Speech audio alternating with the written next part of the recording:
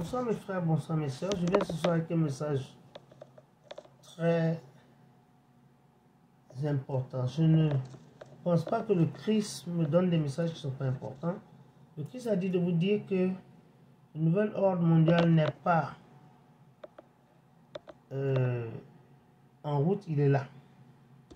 Si vous remarquez, maintenant, l'économie mondiale est contrôlée par la Chine. Vous ne le savez pas, mais si vous ne me croyez pas, regardez dans votre cuisine, dans tout ce que vous avez, tout est fabriqué en Chine.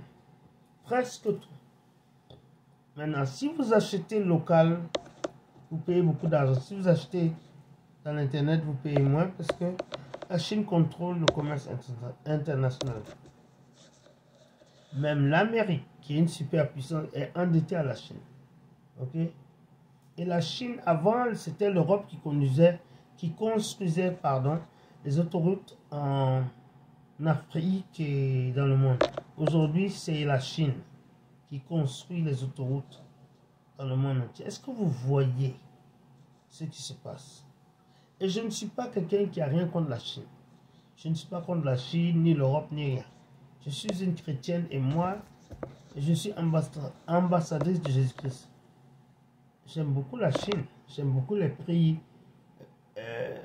que les Chinois nous offrent à travers les compagnies comme Chine, Temu, Amazon. Je suis très amoureuse de ça parce que on économise et on a des bonnes choses. Voilà. Et si tu vas acheter des choses locales, tu dépenses plus. Tu achètes avec la Chine, tu économises. C'est ce que je dis. Je n'ai rien contre la Chine. J'adore le riz cantonné, j'adore la nourriture chinoise, aller dans les buffets chinois. Mais ce que je vous dis, je vous parle par rapport aux révélations de la Bible. La fin du monde est là, la Chine contrôle, et l'antichrist même est chinois. C'est un homme chinois. Parce que la Chine est devenue une superpuissance économique.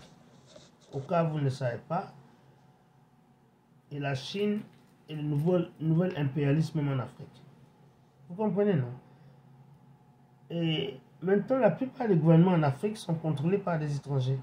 Par exemple, la Côte d'Ivoire avec un Burkinabé, il y a beaucoup de choses dans la plupart des pays africains ont une influence étrangère. Rares sont les pays où les gens du pays même sont au contrôle. Et c'est un plan global. C'est un plan global qui vient du diable, qui a décidé d'affaiblir, d'enlever le patriotisme et d'installer un nouvel ordre mondial. Parce que le patriotisme, ça empêche le nouvel ordre mondial. Et pour que le nouvel ordre mondial vienne en force, il faut que les frontières soient cassées. Et si vous remarquez, même l'Amérique est ouverte. Les gens rentrent ici par bateau à l'appel. Il y a une invasion. C'est un plan. Ils savent ce qu'ils font. Et c'est bien fait, c'est bien planifié.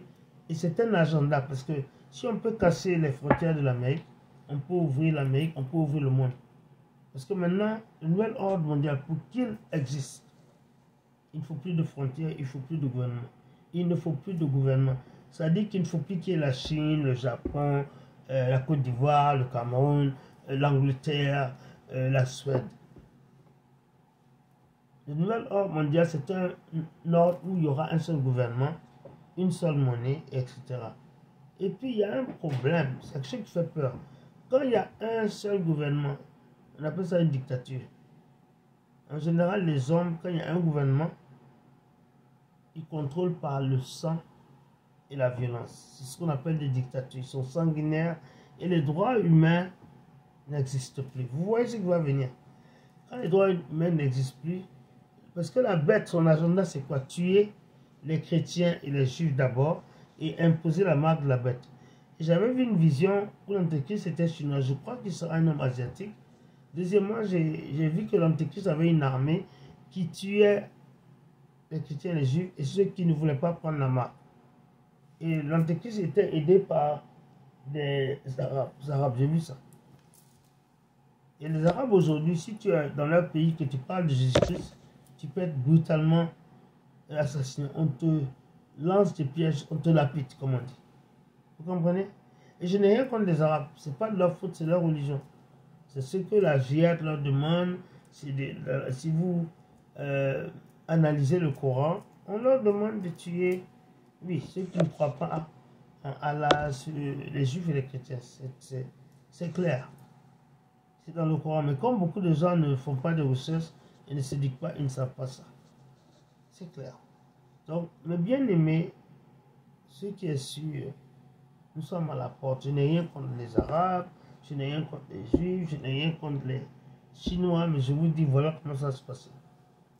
Aujourd'hui, les Arabes, même si tu parles trop, on peut te tuer. Dans leur pays, ils brûlent les églises et ils tuent les chrétiens.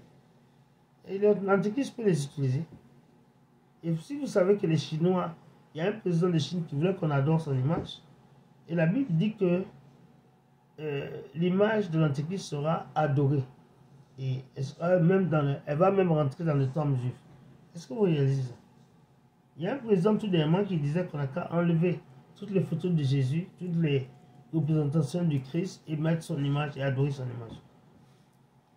Voilà. Donc les gens pensaient que l'Antéchrist c'est Obama, c'est Trump, c'est ceci, c'est là. Non, l'Antéchrist, c'est un Chinois. Et il ne va pas jouer. Il va tuer tous ceux qui ne veulent pas prendre la marque. Il va tuer d'abord les chrétiens et les juifs. Voilà le message que Jésus me dit.